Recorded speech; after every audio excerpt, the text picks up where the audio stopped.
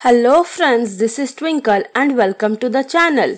आज के इस वीडियो में हम लोग जानेंगे meaning of GST, characteristics of GST, types of taxes under GST and accounting procedure of GST. अब जीएसटी है क्या? जीएसटी का फुल फॉर्म है goods and service tax.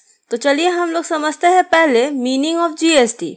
GST यानी गुड्स एंड सर्विस टैक्स। ये एक इनडायरेक्ट टैक्स है जो कि गुड्स एंड सर्विसेज पे लगाया जाता है।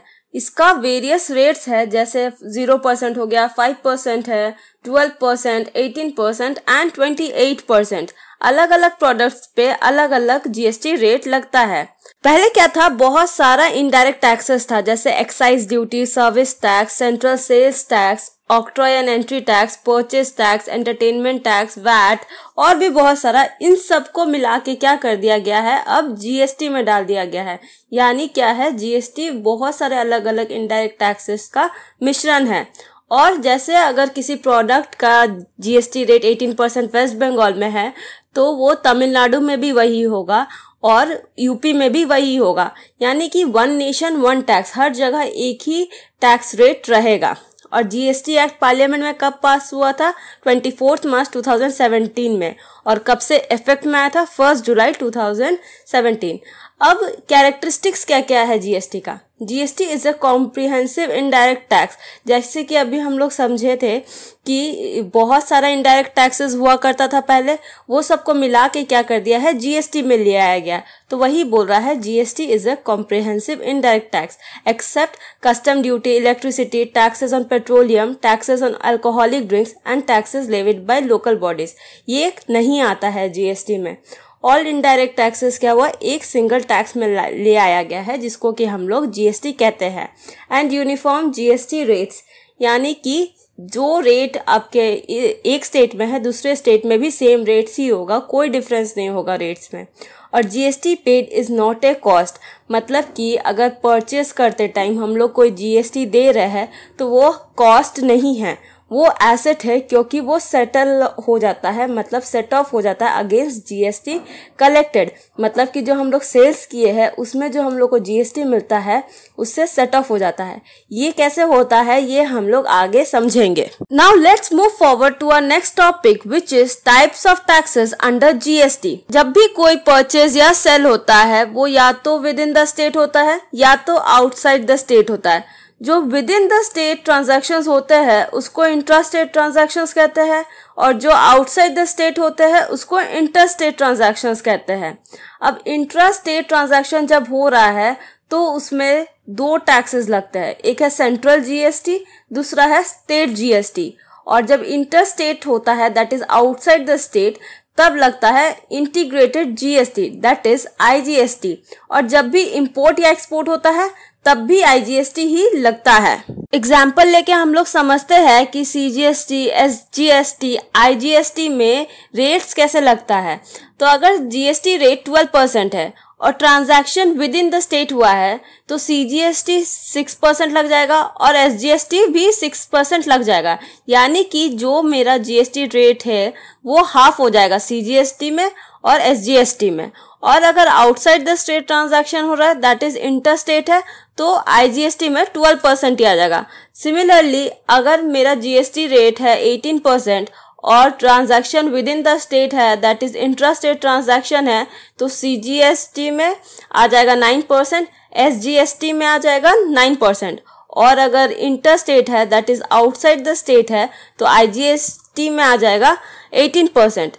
अब हम लोग समझेंगे कि अकाउंटिंग प्रोसीजर क्या है, मतलब कि जो जर्नल एंट्रीज पास होता है जीएसटी के केस में वो कैसे पास होगा। पहला ट्रांजैक्शन है परचेज ऑफ गुड्स। हम लोग पहले देख लेते हैं कि अगर within the same state transaction हुआ है, मतलब कि हम लोग सेम स्टेट में गुड्स परचेज किए हैं, तो उसका जर्नल एंट्री कैसे पास होगा। तो उसका जर्नल एंट्री हो जाएगा purchase account debit, input CGST account debit, input SGST account debit to cash और बैंक और क्रेडिटर्स अकाउंट, और नरेशन हो जाएगा बिंग गुड्स परचेज। जब भी हम लोग परचेज करते हैं कोई चीज तब क्या होता है, उसके साथ इनपुट लगता है। अगर वो आईजीएसटी के केस में है तो इनपुट आईजीएसटी लग जाएगा, अगर सीजीएसटी या फिर एसजीएसटी के केस में तो इनपुट CGST और इनपुट SGST ही लगेगा।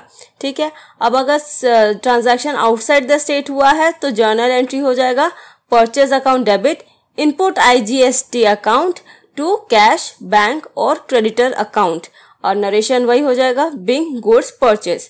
अब next transaction is purchase return. इसमें क्या हुआ है, जो सेल नहीं हुआ है, अगर सेल होता तो हम लोग आउटपुट डालते, बट सेल नहीं हुआ है इसलिए हम लोग जो इनपुट उस टाइम डेबिट किए थे अब क्रेडिट कर देंगे, दैट इज रिवर्स एंट्री करेंगे, इनपुट का रिवर्स एंट्री। ठीक है, तो क्या हो जाएगा इसका जर्नल एंट्री, कैश और बैंक और creditors account debit to purchase return account to input CGST account to input SGST account. एक बार देख लेते हैं आउटसाइड द स्टेट का क्या हो जाएगा transaction, that is intra state transaction का जर्नल एंट्री क्या हो जाएगा, कैश बैंक और creditors account debit to purchase returns account to input IGST। इसमें भी क्या किया, जो इनपुट IGST था उसका रिवर्स कर दिए। Now the next transaction is goods withdrawn by the proprietor for personal use. इसमें भी क्या हो रहा है, गुड्स सेल नहीं हो रहा है, यानी कि आउटपुट नहीं होगा हम लोग का इनपुट CGST ही रिवर्स हो जाएगा इसमें।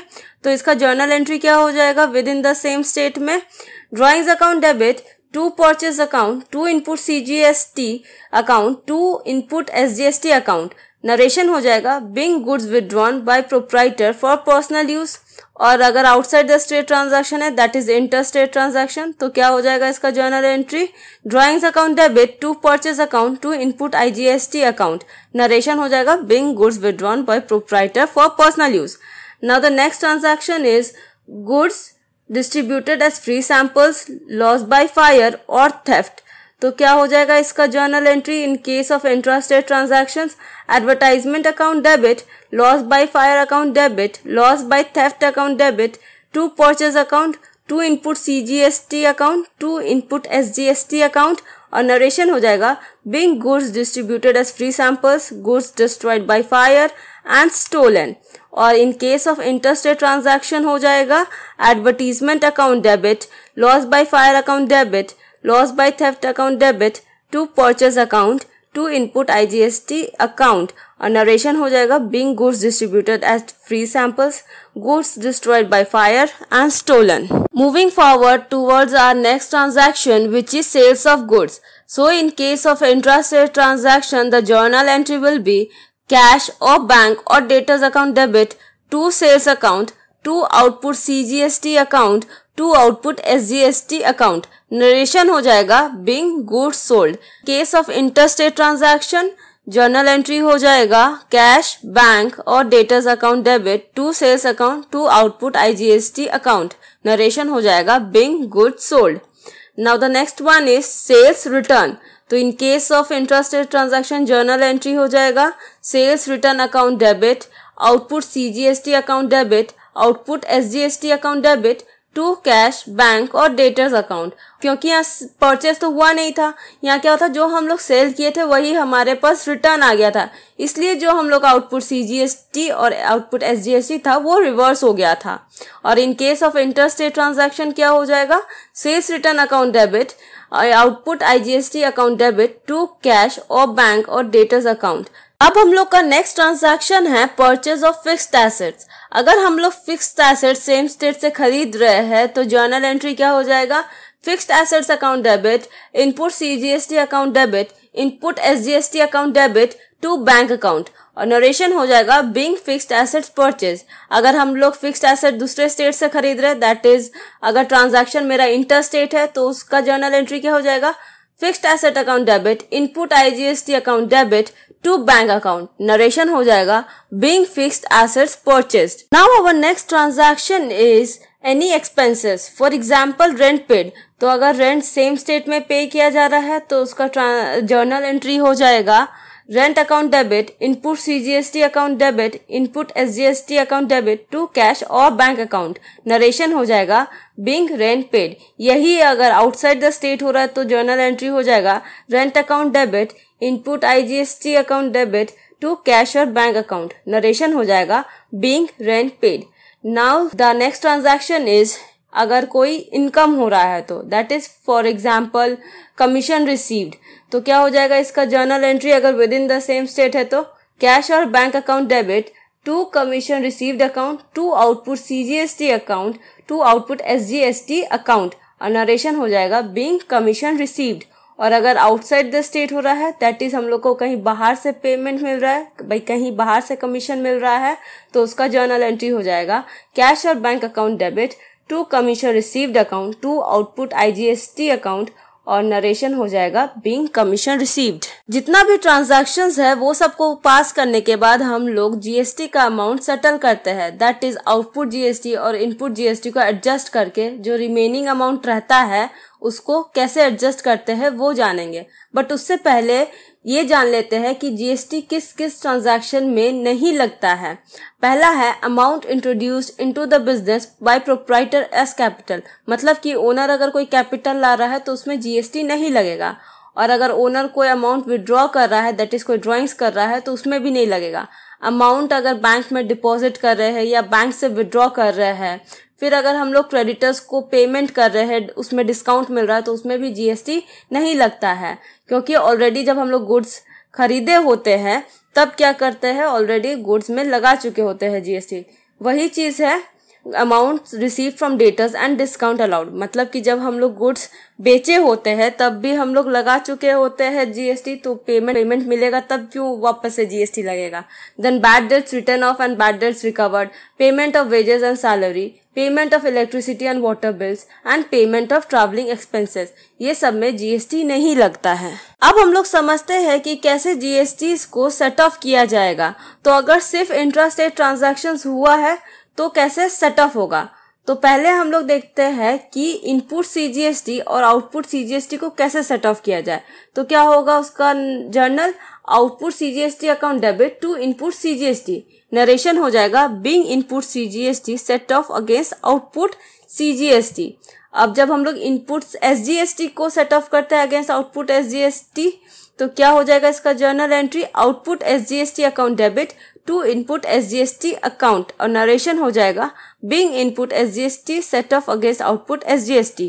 और लास्ट में क्या है, पेमेंट, मतलब कि जब हम लोग का आउटपुट CGST और आउटपुट SGST ज्यादा होता है इनपुट CGST और इनपुट SGST से, तो जो हम लोग का रिमेनिंग बैलेंस रहता है वो हम लोग गवर्नमेंट को पे करते हैं। तो उसका जर्नल एंट्री क्या हो जाएगा, output CGST account debit, output SGST account debit to bank account, narration हो जाएगा being balance amount of output GST deposited with the government.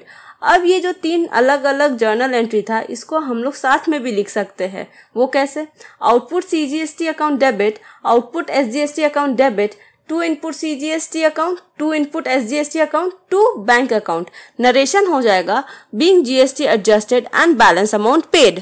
अब हम लोग समझते हैं जब IGST, CGST और SGST तीनों हैं तब एडजस्टमेंट कैसे होगा। तो इसमें दो सिनारियोज हो सकता है। पहला है इनपुट IGST में एक्सीड आउटपुट IGST, दूसरा है आउटपुट IGST में एक्सीड इनपुट IGST। पहले हम लोग समझते हैं कि इनपुट IGST अगर एक्सीड करता है आउटपुट IGST को तो उसको कैसे एडजस्ट करेंगे। तो इनपुट IGST को पहले आउटपुट IGST से एडजस्ट करेंगे। अब क्योंकि वो ज्यादा है मतलब पक्का कोई ना कोई बैलेंस तो बचेगा, तो जो वो बैलेंस बचेगा फिर उससे हम लोग आउटपुट CGST से एडजस्ट करेंगे। अगर मेरा आउटपुट CGST से एडजस्ट हो जाता है और आउटपुट CGST में कोई बैलेंस बचता है तो आउटपुट CGST को इनपुट CGST से एडजस्ट कर देंगे। इन केस अगर इनपुट IGST और भी ज्यादा है, मतलब आउटपुट IGST से एडजस्ट किए फिर आउटपुट CGST से भी एडजस्ट किए लेकिन फिर भी इनपुट IGST में कोई बैलेंस बच रहा है तो उसको एडजस्ट करेंगे आउटपुट SGST में। In that case input CGST adjust नहीं होगा आउटपुट CGST से। तो क्या देखे हम लोग कि इनपुट IGST पहले आउटपुट IGST से एडजस्ट हुआ, फिर आउटपुट CGST से एडजस्ट हुआ, फिर भी अगर बैलेंस बचा तो आउटपुट SGST से एडजस्ट हुआ। और अगर उसके बाद पूरा एडजस्टमेंट हो जाता है इनपुट आईजीएसटी का, अगर कोई एसजीएसटी में बैलेंस बच रहा है तो इनपुट एसटी का एडजस्टमेंट होगा आउटपुट एसजीएसटी से। अब हम लोग देख लेते हैं क्या क्या जर्नल एंट्रीज पास होगा जब इनपुट आईजीएसटी एक्सीड करेगा आउटपुट आईजीएसटी को। तो पहला जर्नल एंट्री होगा output IGST account debit to input IGST account, narration हो जाएगा being output IGST adjusted against input IGST. अब अगर full amount of output CGST has not been adjusted against input IGST, मतलब कि आउटपुट CGST का जब हम लोग अमाउंट ले रहे हैं इनपुट IGST को एडजस्ट करने के लिए, तब भी अगर कोई बैलेंस बच जा रहा है आउटपुट CGST में, तब क्या जर्नल एंट्री पास होगा? तब होगा output CGST account debit to input IGST account to input CGST account to bank account being CGST adjusted and balance amount paid, और फिर हो जाएगा output SGST account debit to input SGST account to bank account, narration हो जाएगा being output SGST adjusted and balance amount paid। अगर output CGST से भी adjust करने के बाद इनपुट IGST में बैलेंस बच रहा है तो उसको हम लोग आउटपुट SGST से एडजस्ट करेंगे, तो उसका जर्नल एंट्री क्या हो जाएगा? Output CGST account debit output SGST account debit to input IGST account, narration हो जाएगा being output CGST adjusted against input IGST। और अगर आउटपुट SGST का बैलेंस बच जा रहा है तो उसको इनपुट SGST से एडजस्ट कर देंगे, तो उसका जर्नल एंट्री क्या होगा? Output SGST account debit to input SGST account to bank account, और नरेशन हो जाएगा being GST adjusted and balance amount paid. तो याद रखिए कि ये जो दो एंट्री है, that is output CGST account debit to input IGST account to input CGST account to bank account, और output SGST account debit to input SGST account to bank account, ये दोनों जर्नल एंट्री या फिर ये दोनों journal entry में से कोई दो ही लगेगा, चारों जर्नल एंट्रीज हम लोग नहीं डालेंगे, ठीक है। अब अगर output IGST exceeds input IGST, तब क्या जर्नल एंट्री होगा? तब होगा output IGST account debit to input IGST account, और नरेशन क्या हो जाएगा? Being output IGST adjusted against input IGST, and if the amount of input CGST and input SGST is more than output CGST and output SGST, तब क्या narration होगा? तब हो जाएगा output CGST account debit output SGST account debit to input CGST account to input SGST account, narration हो जाएगा being output CGST and output SGST adjusted, और उसके बाद क्या हो जाएगा journal entry? Output IGST account debit to input CGST account to input SGST account to bank account, narration हो जाएगा being output IGST adjusted and final payment made. मतलब कि जब मेरा इनपुट CGST और इनपुट SGST ज्यादा था तो पहले उसको हम लोग आउटपुट CGST और आउटपुट SGST के साथ एडजस्ट किए, तब अगर बैलेंस ज्यादा है तब उसको हम लोग आउटपुट IGST के साथ एडजस्ट कर दिए, फिर जो बैलेंस बचा हमारे पास आउटपुट IGST का, उसको हम लोग गवर्नमेंट को पे कर दिए। आई होप आज का वीडियो आप लोगों को समझ में आया होगा। अब हम लोग मिलते हैं नेक्स्ट वीडियो में, तब तक के लिए थैंक यू।